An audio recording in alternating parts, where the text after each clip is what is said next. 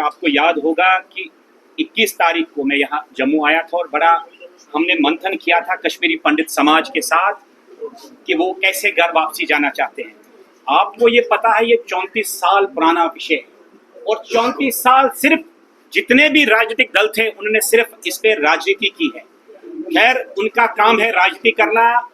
जो आम कश्मीरी समाज के लोग हैं, जिसमें मैं धन्यवाद देता हूं डॉक्टर रिजवान साहब जो कश्मीर से आए, मुसलमान समाज से भी आए और आह्वान किया कि वो अपने कश्मीरी पंडितों को वापस लेना चाहते हैं और फिर से जम्मू कश्मीर को अमन की राह पे लेना चाहते हैं। खैर जो डिस्कशंस हुए, जो डेलिब्रेशंस हुई परसों मंथन में, उसमें कुछ बड़ी गंभीर बातें आई जो मैं आज समाज के सामने, मीडिया भाइयों के सामने रखना चाहता हूं। आज 34 साल के बाद कश्मीरी पंडित तैयार है कश्मीर जाने के लिए। जो मैंने मीटिंग की उन्होंने अपना विश्वास जताया और ब्लेम किया कि उनको बार बार धोखा दिया जा रहा है, जबकि आज जो समर का टाइम है या बरसात का समय है जम्मू में, लगभग 50,000 कश्मीरी पंडित ऑलरेडी कश्मीर में हैं। आप आधा जबकि इस वक्त देखिए कश्मीर में है। तो इसलिए जो सिक्योरिटी इश्यूज हैं, आज सिर्फ कश्मीरी चाहता है कि जो सिक्योरिटी इश्यूज हैं, सिक्योरिटी ग्रिड को कश्मीर में मजबूत किया जाए ताकि कश्मीरी पंडितों को या जो माइग्रेंट्स हैं, जिसमें कुछ समाज सरदार भाई भी हैं, मुसलमान भाई भी हैं, क्रिश्चियन भाई भी हैं, ये सिर्फ कश्मीरी पंडितों की बात नहीं हो सकती है बिकॉज वो लार्जर जग पे है, इसलिए मैं कश्मीरी पंडितों की बात करता हूँ। वो चाहते हैं कि जो सिक्योरिटी ग्रिड है उसको इम्प्रूव करके उनको कॉन्फिडेंस हो कि वो वापस जाएं। दूसरा, उनकी सोशल सिक्योरिटी के लिए वो चाहते हैं ताकि फिर से पलायन ना हो, एक सिक्योरिटी रहे social. They are looking for 1 job पर फैमिली, एक सरकारी नौकरी दे दीजिए, वो तैयार है कश्मीर जाने के लिए। दूसरा, वो चाहते हैं कि safe living zones district wise बने, क्योंकि अभी तो सरकार सबको घर नहीं दे पाएगी या जिसने ऑलरेडी बेचा है उनको वापस नहीं हो पाएगी। इसलिए वो चाहते हैं creation of safe living zones in each district to accommodate the displaced community with proper security arrangements. दूसरा, वो चाहते हैं separate union budget Kashmiri Pandit के लिए हो या कश्मीरी माइग्रेंट्स के लिए हो, ताकि उनकी जो भी रिक्वायरमेंट्स रहेंगी over the period of time, क्योंकि ये एक दिन का समय नहीं लगेगा, इसमें सालों लग सकते हैं, एक सेपरेट यूनियन बजट रखा जाए। दूसरा, वो चाहते हैं कि माइनॉरिटी स्टेटस दिया जाए कश्मीरी कम्युनिटी को और सेपरेट माइनॉरिटी बोर्ड बनाया जाए, क्योंकि ये मुस्लिम डोमिनेटेड स्टेट है, इसलिए वो आर नेचुरली ए माइनॉरिटी, जिसमें आप भी माइनॉरिटी में है, डोगरे भी माइनॉरिटी में है, इसलिए वो डिमांड करते हैं सेपरेट माइनॉरिटी बोर्ड। दूसरा, वो चाहते हैं कि सरकार जो गवर्नमेंट ऑफ इंडिया है एक एम्पावर्ड कमिटी बनाए for return and permanent settlement. Return and permanent settlement, ये नहीं कि वो पिकनिक मनाने कश्मीर जा रहे हैं, वो वापस जाएंगे परमानेंट सेटलमेंट के लिए। दूसरी बात, आपने ये भी ध्यान दिया होगा कि कश्मीरी पंडितों के आमतौर बच्चे आज बेंगलोर में है, पुणे में है या फॉरेन कंट्री में है, अमेरिका, कनाडा, ऑस्ट्रेलिया में है।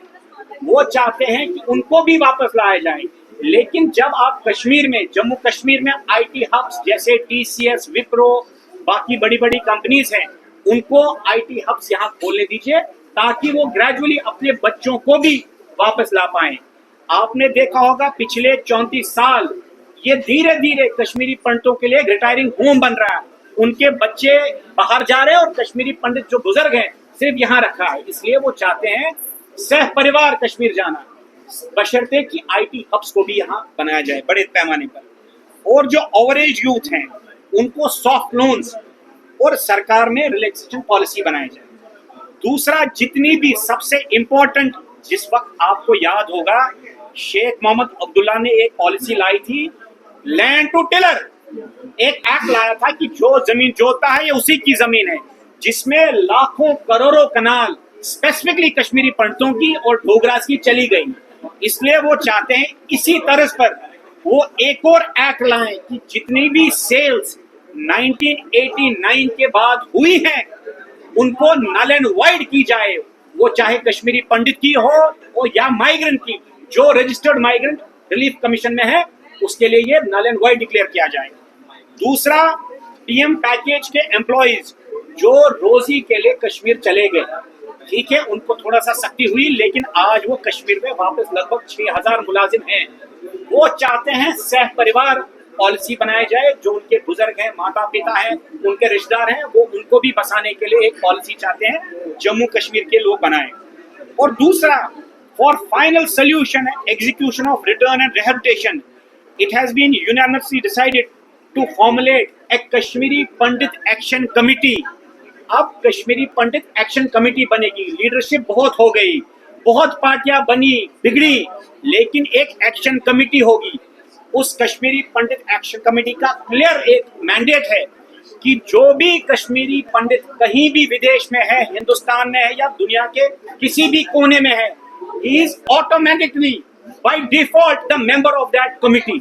से इसलिए ये सबके लिए है, जो नेता हैं, जो अभिनेता हैं या जो सोशल वर्कर हैं, सब उसके मेंबर ऑटोमेटिकली हैं।